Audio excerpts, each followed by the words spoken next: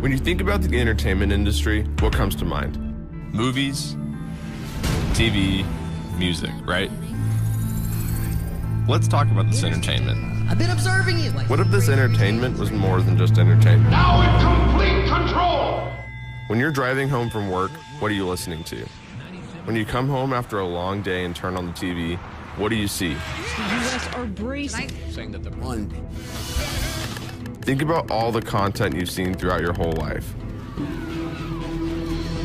A lot of it has actually made us who we are today. So you don't know what's really going on. Have you ever stopped for just a second, though, and questioned the content?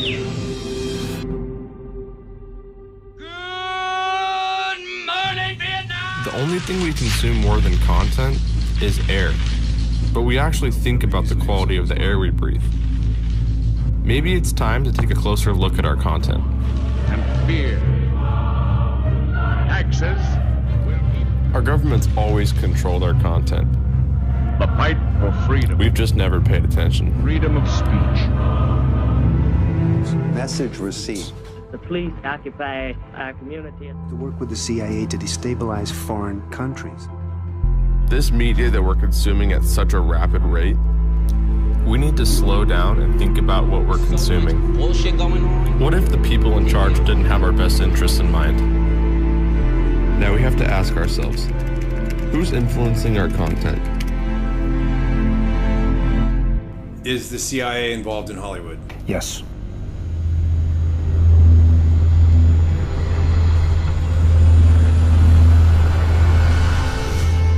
Guys, come ahead. I'm rolling. Go. That's good right there. He's picking up speed. Go, go, go. Go, go, go. Go, go, go.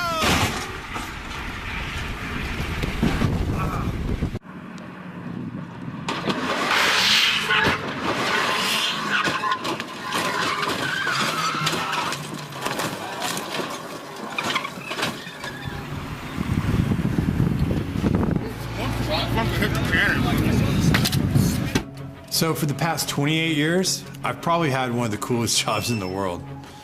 I was a professional stunt performer. I've worked with some of the biggest stars. I've got to be Batman. I've got to be James Bond. I've won World Stunt Awards. I am in the Screen Actors Guild. I'm in the DGA. I'm in the WGA. And last year, I got into the Academy, the Oscars. I worked my way up from being a stuntman to being a fight coordinator, to being a stunt coordinator, to being a second unit director. Action! First big job I get, I'm on Batman Forever. And I'm walking around set and I'm pinching myself. I'm looking over, there's Tommy Lee Jones, there's Jim Carrey, there's Val Kilmer, there's Drew Barrymore, there's Nicole Kidman. And I'm like, how did I get here?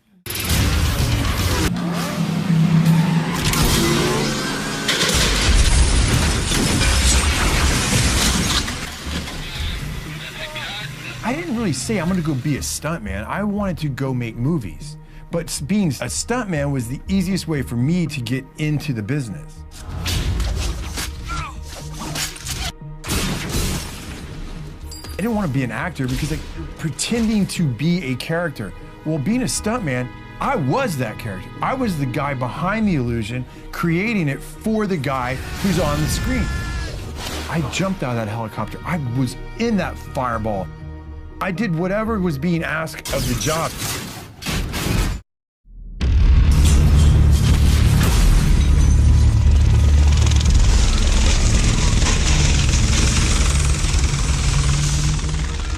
I've had an amazing career, and I've had an amazing life. 2, 1, action! All right, that's a cut, that's a cut. But in the system that exists today, as I get up the ladder, I realize it's not what people think it is. It's an illusion. It is a complete illusion.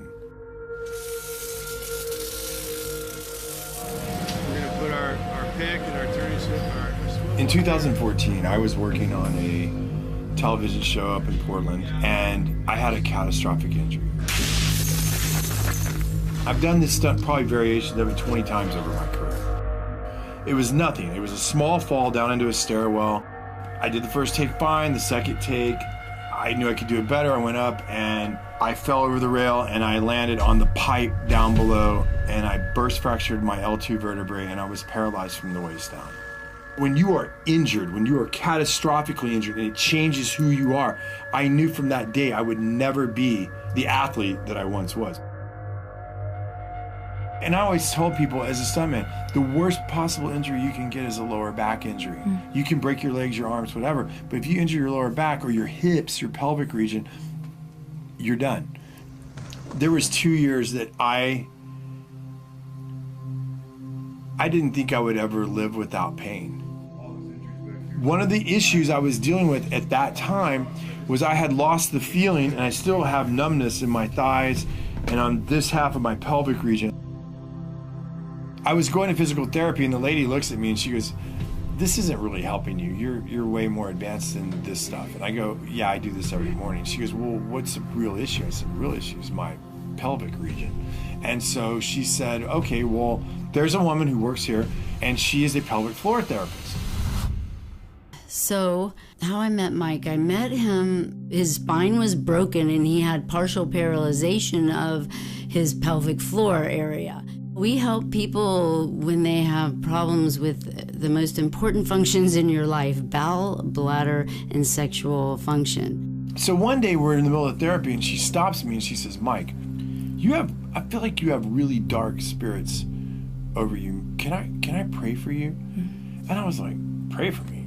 I'm like, "Yeah, sure, pray for me. I don't really believe in that stuff anymore, but yeah, go ahead, pray for me." So she prays for me. And I was kind of thinking while she's doing it, okay, this is weird, but okay, whatever. So for the next 2 or 3 months, I would go, and then every now and then she would stop me and she'd say, "Hey, can I pray over you?" I was kind of a little bit disgusted with his personality because he was all about himself and money, and I think the Lord had a lot of work to do in terms of humility with him. He made it very clear that he thought I was crazy, but he let me. After she stopped one day, and I said, "You are either 100% batshit crazy, or you think all this is real in the spirit world." And she looked at me and she said, "Michael, I am one of the only pelvic floor therapists in Southern California at the time. And when these satanic people and these evil people do their rituals to little girls and women and boys, who do you think puts them back together?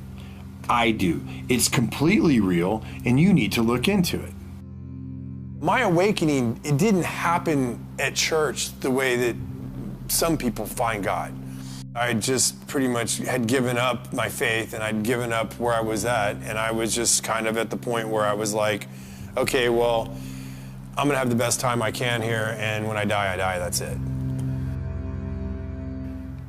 I still wasn't sure if it wasn't 100% crazy or not, but I was reading these articles and looking at these things, and I was like, you know, I've seen things at parties, I've seen artwork, I've seen statues, I've seen things in some people's houses that just seem to be mimicking occult stuff I'm reading about. So I was like, maybe there is something to this. I'm just gonna say this. I didn't find God because I went to church.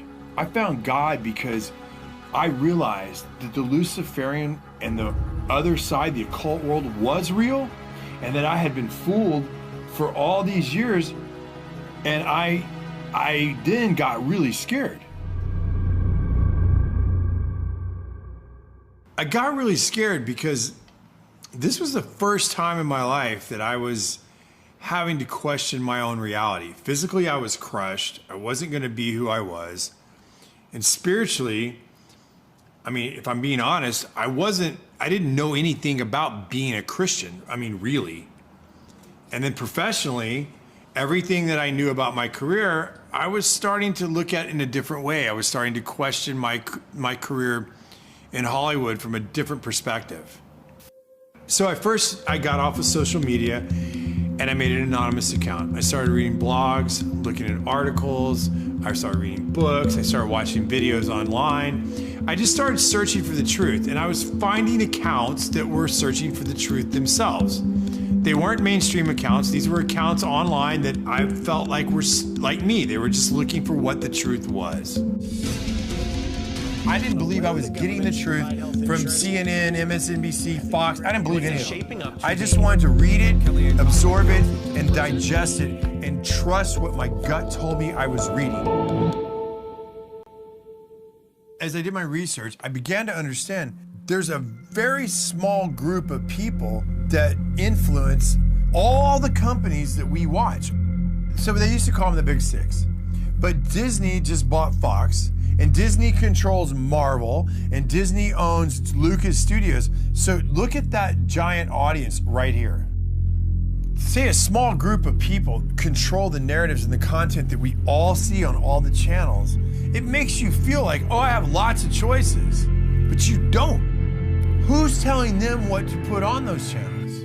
Where does that lead? Tonight, the FBI is on the case, and they are warning big companies in America to protect their data after a big Hollywood studio got hit by hackers and several blockbuster movies ended up online. This is the first time the United States has accused a foreign government of a cyber attack against an American corporation. And this interested me because I worked over at Sony quite a bit during my career, and I actually had to get LifeLock during the Sony hack, so I was curious. I was like, what was this really about?